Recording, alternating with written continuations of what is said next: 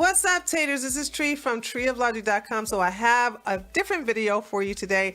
This is not going to be an interesting video for those of you who don't live in Georgia or those of you who don't really care what goes on in Georgia. But if you are in Georgia, listen up. It's about to be on and popping, baby. Holy smokes. David Perdue actually decided to run. Do you all remember I talked about this about a month ago, I think? It was in a political article, if I'm not mistaken. It's either in a political article or the NPR article, where David Perdue was saying that he was considering running for governor since Kemp is on Trump's naughty list. Now, those of you who know me know I am a Kemp girl, but I'm also a Perdue girl. See, here's the deal. It's like, I love both of them equally. They're very good politicians. They're very good men. Now, I know some of you are like, when Kemp didn't help with Trump's election integrity. Excuse me. Are y'all serious? Mr. Sign a bump stock ban, okay? All right. Mr. Red Flag laws, all right? Mr. The omnibus bill that he signed in 2018. Really? Y'all really want to go there about Trump? Okay, Trump is he's not without sin. So don't act like he's Mr. Perfect because he isn't. However, I still support Trump, just like I still support Kemp. However, I support Perdue. I actually campaigned for Kemp in 2018 when he was running against Stacey Abrams, and I signed up to campaign for Perdue, but this is during the whole COVID thing, and they didn't know how to deal with the volunteers because I wasn't knocking on no doors, not no January, honey. It's too cold. So I was offering to, make phone calls and to do the text messages, but, I never got called, but it doesn't matter. I still supported Perdue. So what happens when two of your favorite politicians from the GOP are running for the same seat? I don't know. But let me read this article because it's important that you guys know the context of what's been going on, okay? Ex-Senator David Perdue to run for governor of Georgia. David Perdue, the former U.S. Senator from Georgia, an ally of Donald Trump, plans to announce on Monday. That's going to be today. Right now, it's Sunday, and it's Sunday the 5th. It's Sunday the 5th. And when you see this video, whether it's monetized or not, I don't care. It's going to be the 6th. So I'm going to update this. And so probably today already, he announced that he's going to run for governor. So let's see. Let me go back to where I was. The U.S. Senator from Georgia, an ally of Donald Trump, plans to announce on Monday that he will run in a Republican primary against the state's incumbent, Governor Brian Kemp, according to people familiar with Mr. Perdue's plan.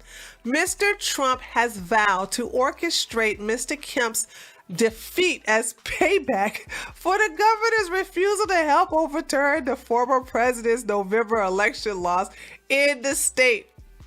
Okay.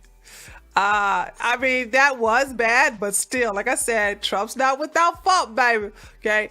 The news of Mr. Perdue's pending announcement first reported on Sunday by Politico. Oh, okay. It must have been NPR because if they reported on Sunday, well, what's Sunday? I'm not going to click on that link. Okay, so Politico did announce it. Okay, by Politico illustrates both the grip the former president still wields over the GOP and his willingness to upend state races entirely because of his personal, peak towards Republicans he feels are insufficiently loyal to him. Gotta hold that grudge there, Trump, right?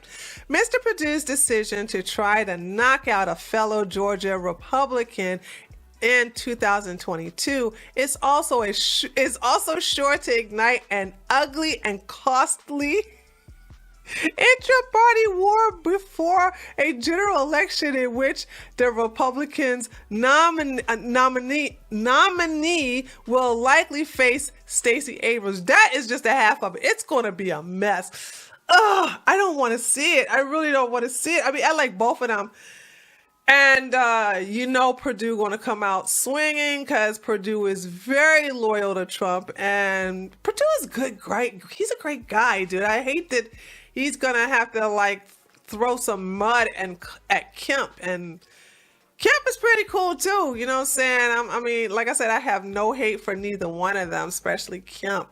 The Democratic superstar, whose national fame will allow her to amass a huge campaign war chest, Miss Abrams, who lost to Mr. Kemp in 2018, announced her own run for governor last week.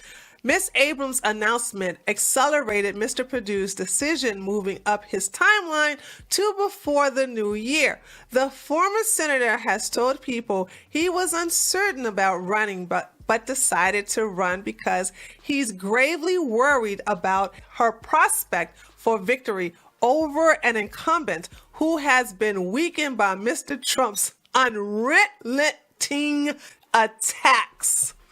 Okay, Mr. Perdue, who's 71 years old and a wealthy former corporate executive, narrowly lost his U.S. Senate seat to Jon Ossoff.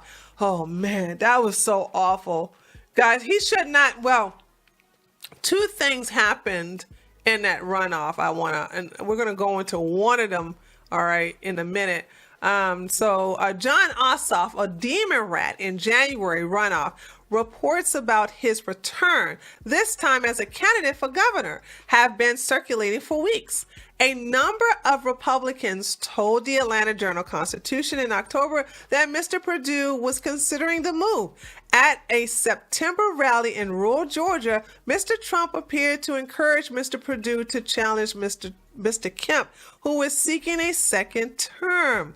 Mr. Trump, standing at a lectern, turned to Mr. Perdue and praised him as a great guy. Great guy. It's a great guy. Great guy. Kemp. No, not great guy. No. Perdue. Great guy. Great guy. He goes, "Are you going to run for governor, David Perdue?" he asks. Trump putting him on the spot. Mr. Trump then went on to accuse Mr. Kemp, 57, a former Trump favorite, of being a rhino governor, meaning Republican in name only. He also described him as a complete and total disaster on election integrity. Kemp is not a rhino. I'm just going to say he's just not a rhino. He is a dyed-in-the-wool Republican. I mean, listen, I'm not here as fan service to anybody on the right, because I am a right winger, but I'm not a cultist. And let's be clear, when it comes to Republicans, Trump is not the one to talk. He's not really a Republican. Do we want to talk about all of the gun control laws he wanted to enforce? Okay. I know y'all are tired of me talking about the bump stock ban, and I know y'all tired of talking about the red flag laws. All right. But should we not talk about the suppressors that he wanted to ban? I mean, we can go on and on. But the thing about it is and oh my God, let's not forget the jail reform bill. How is that Republican? So those of you who are only here on the right because of the 2016 win of Donald Trump, and trust me, I'm happy.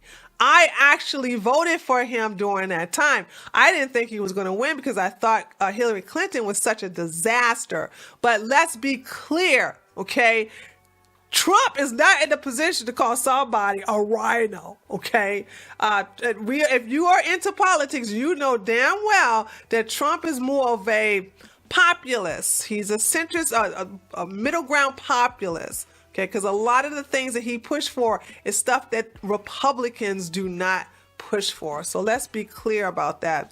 Let me see. Do I really want to read the rest of this? Not really. I just want to show you guys what I'm talking about in reference to what happened here in Georgia. So we had Linwood and that Sandy chick. They were worshipped by the right. And as you all know, I complain about how the right is so eager to embrace people without vetting them. But as you can see, more than 700,000 November voters skipped Georgia runoff drop off, highest in right-leaning district. And that's because Val Linwood and what is that chick's name? Oh, I was totally wrong. It says Sandy Powell. Sidney Powell. Sidney Powell. I think that's the female. I think it is. Maybe not. I'm not sure. Y'all tell me about it in the comment section because I'm going to be too lazy to look it up. So listen to this, okay? Two prominent attorneys, Linwood and Sidney Powell, held a press conference in Metro Atlanta in December, also insisting voter fraud was widespread in the presidential election. But they diverted from Trump's message by proposing voters boycott the Georgia election runoff.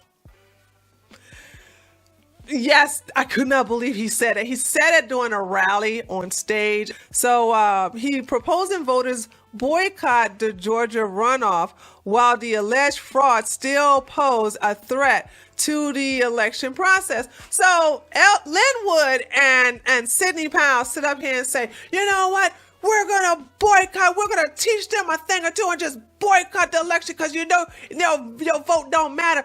And Perdue could have been in the seat that Ossoff's in right now. And Warnock definitely wouldn't have been a thing. But this is the thing. I mean, listen, by the way, this was strike number one with Linwood. And then Kyle, what he did to Kyle was strike number two. I don't deal with no Linwood no more. Okay. He's dead to me as far as I'm concerned. But anyway, so I don't know who I'm going to support. I have to see. I know many of you, and I'm not going to judge you for that, and I'm not going to be mad or anything like that. Many of you are going to go for Perdue out of loyalty for Trump. However, as someone who lives here, and I'm not no cultist, Kemp didn't do any wrong by me. Okay, he didn't do a statewide mask mandate like Abbott did in Texas.